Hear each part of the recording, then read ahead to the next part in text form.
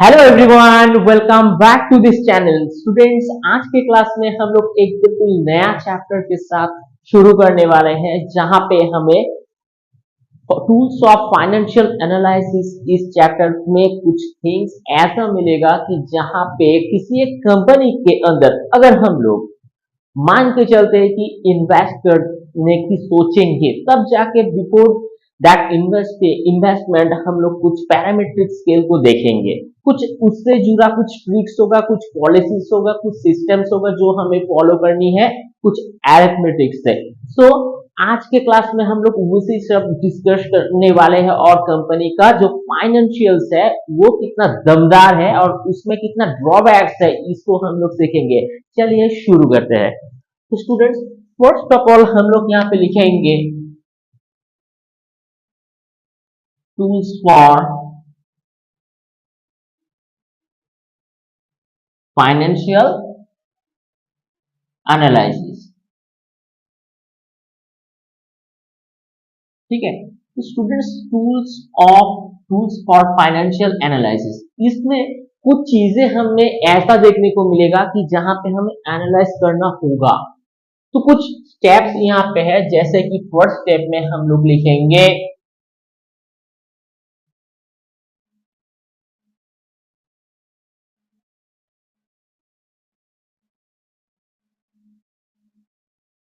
Comparative statements. Next,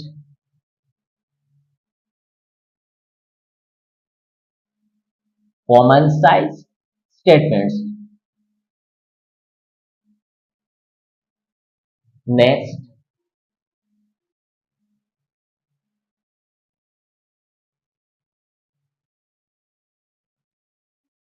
trend analysis. उसके बाद हो गया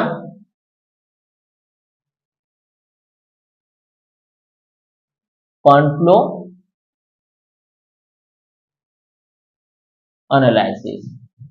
next, ratio analysis. And finally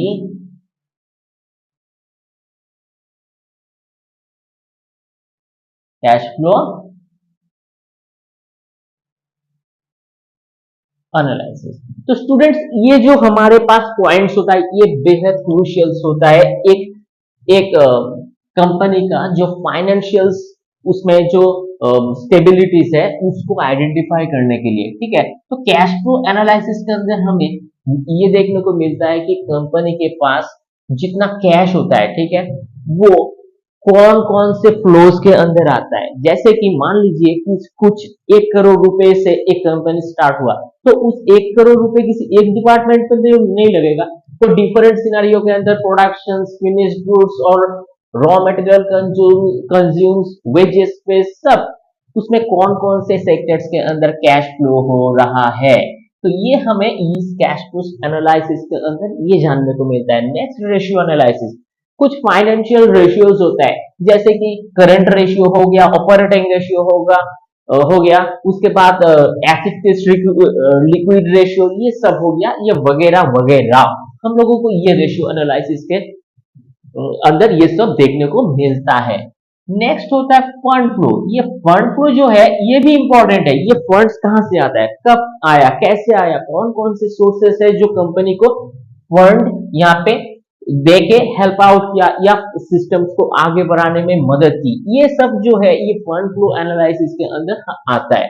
उसके बाद ट्रेंड एनालिसिस। इस ट्रेंड में हम लोग ये देखेंगे कि कंपनी का प्रेजेंट जो फाइनेंशियल्स के रिगार्डिंग ट्रेंड, वो सही राह पे है, क्या वो सही रूट्स को फॉलो कर रहा है, क्या उसका दिशा सही है, वो हम लोग एनालाइज करेंगे। फिर जाके हम लोग सोचेंगे कि इसके ऊपर वाकई में ये ट्रेंडिंग बिजनेस में है या कुछ ऐसा बिजनेस के अंदर है जिसका ट्रेंड लंबा है, जिसकी कहानी बहुत लॉन्ग टर्म में है। तो उस हिसाब से इसको हम लोग ट्रेंड एनालिसिस के हिसाब से देखेंगे और उसमें हम लोग निवेश करेंगे। फाइनली, उससे पहले कि हमारे पास कॉमन साइज स्टेटमेंट, ये भी एक इंपॉर्टेंट है। कॉमन साइज स्टेटमेंट का मतलब ये होता है कि कौन कौन से चीजें हैं जो कॉमन है, कौन कौन से चीजें हैं जो अनिवार्य है, जो हमें एसेंशियल कमोडिटी के अंदर आता है। ये कुछ चीजें हैं कॉमन साइज स्टेटमेंट में। और भी डिफरेंट डिफरेंट चीजें हैं, तो ये हम लोग आगे भी एनालाइज करेंगे। उसके बाद है कंपैरेटिव स्टेटमेंट्स। कंपैरेटिव स्टेटमेंट्स के अंदर आज के क्लास में हम लोग इस कंपैरेटिव स्टेटमेंट्स जो है इसके ऊपर ही बेसिकली डिस्कशन करेंगे। तो स्टूडेंट्स ये ये क्लास जो है ये बेहद इंपॉर्टेंट होने वाला है। चलिए हम लोग देखते हैं कि कंपैरेटिव स्टेटमेंट्स में फिर होता क्या है। एक्चुअली में हम मान के चलते हैं कि ये एक कंपनी ए है और कंपनी बी, ठीक है। कंपनी ए और बी, फॉर एग्जांपल ये टेक्सटाइल एक मैन्युफैक्चरिंग कंपनी के अंदर ये दोनों पार्टनर्स है जो एक दूसरे को compete करता है मार्केट के अंदर। ये भी टेक्सटाइल बनाता है और मान लेते हैं कि ये FMCG first moving consumer goods है। वो किसी भी हम लोग मान के चलते हैं हमारा समझने के लिए, ठीक है। तो उस हिसाब से इन दोनों एक दूसरे को compete करते हैं। ये भी सामान बेचते हैं, ये भी सामान बेचते हैं। चलिए हम लोग देखते हैं। तो फर्स्ट ऑफ ऑल हम इसका सेल्स देखेंगे, उसके बाद इसका जो परचेस है उसका जो प्रॉफिट है, सॉरी, सेल्स देखेंगे, उसके बाद प्रॉफिट देखेंगे, देन उसका रेवेन्यू देखेंगे, देन उसका मार्जिन देखेंगे, देन उसका प्रॉफिट बिफोर टैक्स देखेंगे यानी पीबीटी देखेंगे, उसके बाद इसका ईबिटा देखेंगे, ठीक है। ये कुछ पैरामीटर्स है जो हम लोग इसको देखेंगे। For example company A sales में है 20K और ये है 15K, तो इस हिसाब से इस कंपनी का स्ट्रेंथ थोड़ा ज्यादा है कंपैरेटिवली कंपनी बी से। एज यूजुअल ये अगर 13 है तो ये है 17, तो ये ज्यादा बेहतर होगा, ठीक है। तो इस हिसाब से इस कंपनी को हम लोग ज्यादा बेहतरीन मानेंगे। रेवेन्यू में अगर 20 है यहाँ पे और ये हो गया 22, तो अगेन ये ज्यादा पावरफुल होगा कंपेयर देन ए, कंपनी ए, इसका परफॉर्मेंस ज्यादा है। मार्जिन मार्जिन में इसका 3 है और इसका है 2, ठीक है। तो उस हिसाब से ये पावरफुल है। प्रॉफिट बिफोर टैक्स के अंदर ये 1 है और ये है 0, तो उस हिसाब से ये पावरफुल है। इबिटा के अंदर ये 32 है और ये हो गया 47, तो उस हिसाब से ये पावरफुल होता है। तो स्टूडेंट्स हम लोगों ने ये मोटा मोटा जो एक आउटलाइन बनाया, इसके अंदर हम लोग ये जानने की कोशिश करें कि एग्जैक्टली इसमें होता क्या है, हम लोगों को आखिर में ये करना क्या है, ठीक है।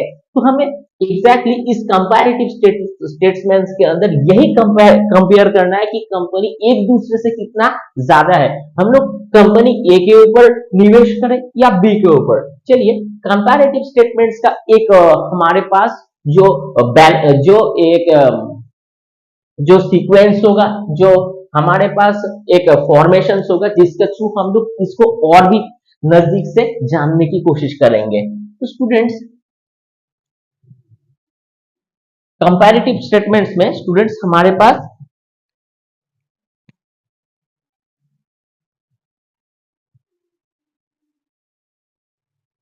एक जरूर क्या होना चाहिए, एक फॉर्मेशन होना चाहिए। तो स्टूडेंट्स हम लोग यहां पे लिखेंगे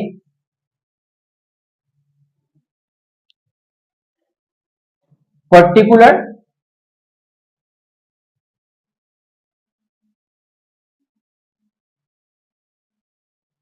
then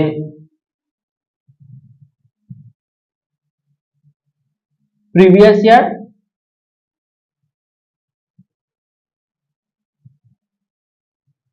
then current year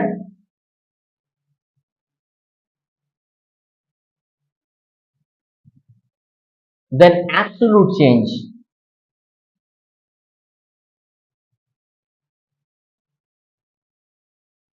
then change of percentage. तो स्टूडेंट्स ये कुछ थिंग्स है जो हमारे लिए बहुत ज्यादा इंपॉर्टेंट होता है। एक कैलकुलेशंस फॉर, ये हमारे पास हो गया formations for the comparative statements.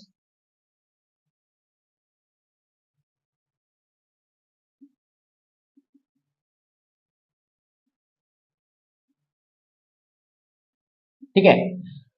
तो ये कुछ चीजें होगा जो हमें अभी करना है।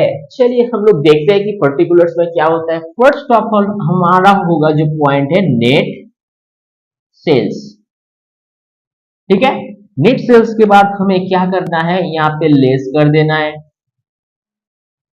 यहाँ पे हम लोग cost of goods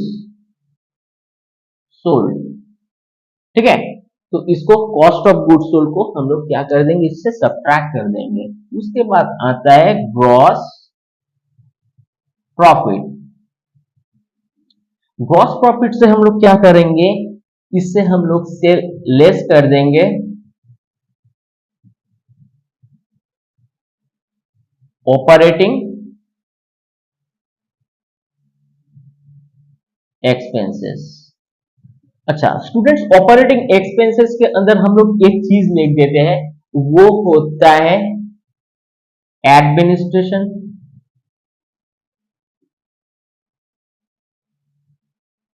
expenses. Number 2 selling and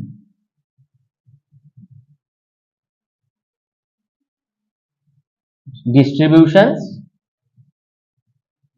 expenses, ठीक है। तो ये दोनों चीजें हम लोग ग्रॉस प्रॉफिट के अंदर देख सकते हैं। और भी कुछ इसमें इंक्लूशंस या एक्सक्लूड हो सकता है, वो अगले हम लोग जब प्रॉब्लम को सॉल्यूशंस करते चलेंगे तो उसके साथ साथ हम लोग चीजों को आगे सीखेंगे। चलिए उसके बाद है ग्रॉस प्रॉफिट के बाद हो गया नेट सेल्स, उसके बाद ग्रॉस प्रॉफिट, उसके बाद हम लोग क्या करेंगे, हम लोग ऑपरेटिंग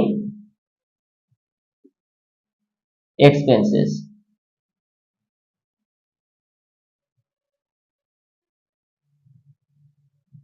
जहां पे हमें क्या करना पड़ेगा, लेस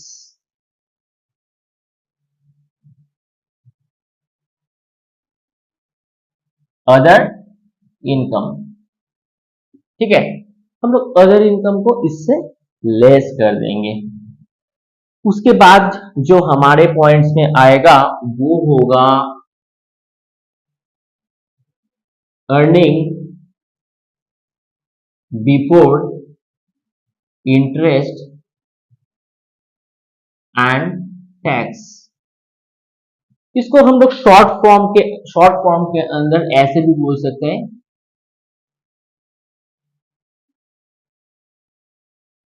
ईबिट। इसको हम लोग ईबिट भी बोल सकते हैं। हम लोग उससे लेस कर देंगे लेस इंटरेस्ट पेड, ठीक है। उसके बाद आता है प्रॉफिट बिफोर टैक्स। इसको हम लोग शॉर्ट फॉर्म में स्टूडेंट्स पीबीटी भी बोल सकते हैं, ठीक है, जिसको हम लोग प्रॉफिट बिफोर टैक्स। उसके बाद ले दे करके फाइनली हमारे पास जो होता है प्रॉफिट आफ्टर टैक्स, जिसको हम लोग शॉर्ट फॉर्म में पैड भी बोल सकते हैं।